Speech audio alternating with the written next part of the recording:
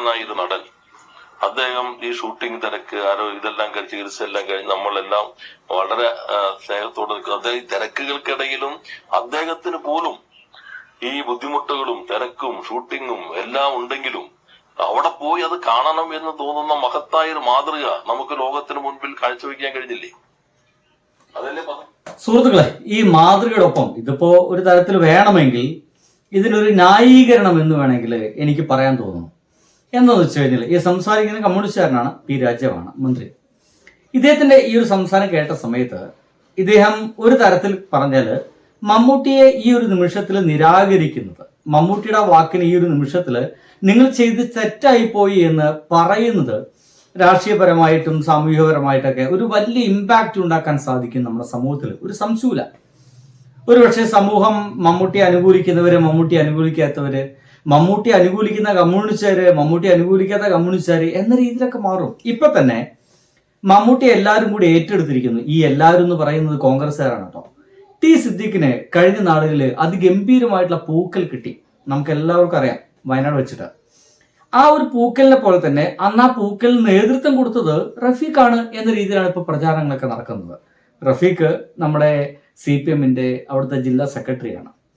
സ്വാഭാവികമായിട്ടും ഇത്തരം ആരോപണങ്ങൾക്കൊക്കെ ശക്തമാക്കപ്പെടാൻ കാരണമായിട്ടുള്ളത് ഇപ്പൊ ഈ ഒരു നിമിഷത്തില് മമ്മൂട്ടി റഫീഖിനോട് മാറി നിൽക്കാൻ പറഞ്ഞതിന്റെ ഭാഗമായിട്ടാണ്. അത് അങ്ങനെ പറയാൻ പാടില്ലായിരുന്നു. പറയാം, പക്ഷെ പറയുന്നത് തന്നെ എന്താണ്, രഹസ്യമായിട്ട് പറയാമായിരുന്നു. ഇത് എത്രയോ ക്യാമറകൾ നിൽക്കുന്ന സമയത്ത് പക്ക യുവാവായിട്ടുള്ള ഒരു നേതാവിനോട് അദ്ദേഹത്തിന്റെ പ്രവർത്തനങ്ങൾ മുഴുവൻ റദ്ദാക്കുന്ന രീതിയിൽ ഇങ്ങനത്തെ ഒരു വർത്തമാനം പറഞ്ഞ് ശരിയായില്ല എന്നാണ് സോഷ്യൽ മീഡിയയിൽ ഒരു 90% ആളുകളൊക്കെ ഇപ്പോൾ സംസാരിച്ചുകൊണ്ടിരിക്കുന്നത്. ഒരു 10% മമ്മൂട്ടി ചെയ്ത് ശരിയായി, മമ്മൂട്ടി മാസാണ്, മമ്മൂട്ടി മാസ് ഡയലോഗ് അടിച്ചു എന്നൊക്കെ പറയുന്നുണ്ട്. പക്ഷെ ഇതിനൊക്കെ അപ്പുറത്ത് മനുഷ്യത്വം എന്ന് പറയുന്ന, മനുഷ്യന്മാരെ ഇടപഴകുന്ന പറയുന്ന, മാനവികത എന്ന് പറയുന്ന ഒരു പരിപാടിയൊക്കെ ഉണ്ട്. എന്ത്, എപ്പോ, എവിടെ, എങ്ങനെ പറയണം എന്നുള്ളതിന് കൃത്യമായിട്ടുള്ള ചില രീതികളൊക്കെ ഉണ്ട്. അത് കൃത്യമായ പ്രോട്ടോക്കോളോ മറ്റോ ഉണ്ട് എന്നല്ല. പക്ഷേ ചില കാര്യങ്ങൾക്കെല്ലാം നമുക്ക് ചിലയിടത്ത് നിശബ്ദമാകേണ്ടി വരികയും ചിലയിടത്ത് കൃത്യമായിട്ട് പറയുകയും ചെയ്യേണ്ട സന്ദർഭമുണ്ട്. അത് എപ്പോ എന്നുള്ളതാണ്. ഇവിടെ കാണുന്നത് പക്ക ന്യായീകരണമാണ്. അദ്ദേഹം പെരുമ്പടം പാലത്തെ കുറിച്ച് എത്ര മനോഹരമായിട്ടാണ് അദ്ദേഹം പറഞ്ഞിട്ടുള്ളത്. അദ്ദേഹം ചെമ്പ് നിവാസിയായിരുന്നല്ലോ.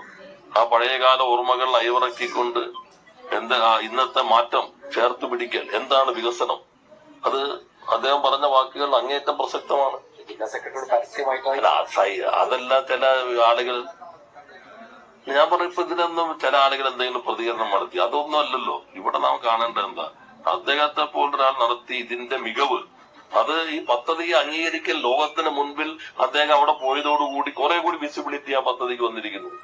അങ്ങനെ വയനാട് ടൗൺഷിപ്പ് സന്ദർശിക്കാൻ തോന്നിയതിന് മമ്മൂട്ടിയെ പോലുള്ള മഹാനടനോട് കേരളം പ്രത്യേകം നന്ദി രേഖപ്പെടുത്തുകയാണ്. അതാണ് പ്രധാനം. തീർച്ചയായിട്ടും നന്ദി രേഖപ്പെടുത്തുക തന്നെയാണ് വേണ്ടത്, അതൊക്കെ തന്നെയാണ് പ്രാധാന്യം. പക്ഷേ ഒരു നിമിഷത്തിലെങ്കിൽ ഒരു നിമിഷത്തിൽ ഇടതുപക്ഷത്തിന് ഉപയോഗിക്കാൻ കഴിയുന്ന ഒരു വ്യക്തിത്വമായിട്ട് മമ്മൂട്ടി മാറിയിട്ടുണ്ടോ എന്നുള്ളതാണ്. നമുക്കറിയാം എപ്പോഴൊക്കെയാണ് ഇടതുപക്ഷം മമ്മൂട്ടിയെ ചേർത്ത് പിടിക്കാൻ ശ്രമിച്ചിട്ടുള്ളത്. അപ്പോഴെല്ലാം ചില വാക്കുകൾ കൊണ്ടെങ്കിലും മമ്മൂട്ടി അതിൽ നിന്നൊന്ന് മാറി നിൽക്കുന്ന ശ്രമം നടത്തപ്പെടും. ഇപ്പോ കാണുന്നത് മമ്മൂട്ടി എന്ന് പറയുന്ന മനുഷ്യനോടുള്ള ഒരുപാട് വലിയ വലിയ എതിർപ്പുകളാണ്. അതിൽ നമ്പർ 1, കുറച്ച് വർഷങ്ങൾക്ക് മുമ്പാണ് കസബ എന്ന് പറയുന്ന സിനിമ ഇറങ്ങുന്നത്. കസബ എന്ന് പറയുന്ന സിനിമയെ ബന്ധപ്പെട്ടിട്ട് അത് ഭീകരമായ സ്ത്രീ വിരുദ്ധ പരാമർശങ്ങൾ ആ ഒരു സിനിമയിൽ ഉണ്ടെന്നും ഇത്തരം സിനിമകളൊന്നും നമ്മുടെ സമൂഹത്തിൽ ഉണ്ടാവാൻ പാടില്ല എന്നും പാർവതി തിരുവോത്തടക്കമുള്ള ഇപ്പോൾ സിനിമയിൽ സജീവ വേഷം കിട്ടുന്ന പല ആൾക്കാരും അതിലുണ്ട്. ഇപ്പോൾ ഒരു വേഷം കിട്ടാതെ മാറി നിൽക്കപ്പെടുന്ന ആളുകളും മാറ്റി നിർത്തപ്പെട്ട ആളുകളുമുണ്ട്. റിമ കല്ലിങ്ങലുണ്ട്, നമ്മുടെ പാർവതി തിരുവോത്തുണ്ട്, മഞ്ജു വാര്യരുണ്ട്. പക്ഷെ മഞ്ജു വാര്യരൊക്കെ പിന്നീട് ആ അഭിപ്രായത്തിൽ മാറുകയും അവർക്ക് അസാരമായിട്ട് സിനിമകൾ കിട്ടുകയും ഇങ്ങനെ ഗംഭീരമായിട്ട് ഇങ്ങനെ മുന്നോട്ട് പോവുകയും ചെയ്യുന്നുണ്ട്. എന്നാൽ പാർവതി തിരുവോത്താണ് മമ്മൂട്ടിക്കെതിരെ പറഞ്ഞതെന്ന് പറഞ്ഞിട്ട് പാർവതി തിരുവോത്തിനെ അതിഗംഭീരമായിട്ട് അധിക്ഷേപിക്കുകയും സോഷ്യൽ മീഡിയയിൽ അവരെ പൊങ്കാലിടുകയും ചെയ്തു.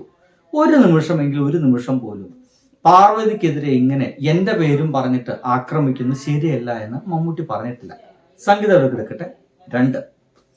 രണ്ടാമതായിട്ടുള്ള വിഷയം പറയുന്നത് സിനിമ തന്നെ ഭാഗമായിട്ടുള്ള സംഗതിയാണ്. അത് നമ്മുടെ ഈ അടുത്ത കാലത്ത് നടന്ന കേരള സ്റ്റോറി എന്ന് പറയുന്ന സിനിമയാണ്.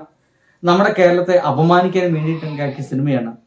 അതിനെതിരെ മമ്മൂട്ടി എന്ന് പറഞ്ഞ മനുഷ്യൻ ഒരു വാക്കങ്ങനെ പറഞ്ഞിട്ടുണ്ടെങ്കിൽ ഇപ്പോഴും ഈ മന്ത്രി പറയുന്ന പോലെ തന്നെ മമ്മൂട്ടി എന്ന് പറയുന്ന മനുഷ്യൻ വല്ല വാക്കും പറഞ്ഞു കഴിഞ്ഞാൽ അതൊരു ഇന്റർനാഷണൽ ശ്രദ്ധ കിട്ടുന്ന ലെവലിലേക്ക് മാറും എന്നുള്ളതാണ്.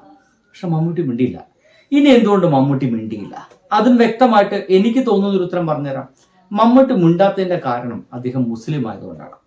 മമ്മൂട്ടി എങ്ങാൻ കേരള സ്റ്റോറിക്കെതിരെ എന്തെങ്കിലും പറഞ്ഞു കഴിഞ്ഞാൽ അപ്പോൾ മമ്മൂട്ടി എന്ന് പറയുന്ന പേര് മാറുകയും സോഷ്യൽ മീഡിയ ഹാൻഡിൽസ് മുഴുവൻ മുഹമ്മദ് കുട്ടി എന്ന് പരത്തി പറയുകയും അദ്ദേഹം ഒരു മുസ്ലിമാണെന്ന് കൃത്യമായിട്ട് ചില ആളുകൾക്കൊക്കെ ബോധ്യപ്പെടുത്തുകയും ഒരു മുസ്ലിം ഒരു ഹിന്ദുവിന്റെ സിനിമയെ അധിക്ഷേപിച്ച് പറഞ്ഞിരിക്കുന്നു എന്ന രീതിയിൽ ഉത്തരേന്ത്യൻ ബെൽറ്റുകളിൽ മുഴുവൻ വാർത്ത പരക്കും എന്നുള്ള കാര്യത്തിൽ ഒരു സംശയമില്ല. അതങ്ങനെ അല്ലാതെ വാർത്ത പരക്കില്ല ഈ ഒരു കാലഘട്ടത്തിൽ. ഈ ഒരു കാരണം കൊണ്ട് തന്നെ മമ്മൂട്ടി മിണ്ടിയിട്ടില്ല എന്നാണ് എനിക്ക് തോന്നുന്നത്. എന്തിനാണ് അനാവശ്യമായിട്ട് അതിലേക്ക് തലയിട്ട് വെക്കുന്നത് എന്നൊരു പക്ഷേ മമ്മൂട്ടി ചിന്തിച്ചേക്കാം. പക്ഷേ ഇവിടുത്തെ ഒരു വലിയ വിഷയം, ആരാണ് അവിടെ നിന്നിരുന്ന മനുഷ്യൻ? അതൊരു അവിടുത്തെ സഖാവാണ്, CPM-ന്റെ ജില്ലാ സെക്രട്ടറിയാണ്. ശരി, CPM-ന്റെ ജില്ലാ സെക്രട്ടറി ആണെങ്കിൽ അദ്ദേഹം അവിടുന്ന് പോട്ടെ. ഒരു സാധാരണക്കാരായിട്ടുള്ള ഒരു മനുഷ്യനാണെങ്കിൽ പോലും ആ ഒരു നിമിഷത്തെ നിങ്ങൾ എന്തിനാണ് എപ്പോഴും എൻ്റെ പിന്നാലെ വരുന്നത്, ഞാൻ നിങ്ങളൊപ്പം വന്നാണ് ആളുകൾ ധരിക്കില്ലേ എന്നുള്ള വർത്തമാനം ഒരു സാധാരണക്കാരനായിട്ടുള്ള ഒരാൾ പോലും കേൾക്കാൻ ആഗ്രഹിക്കില്ല.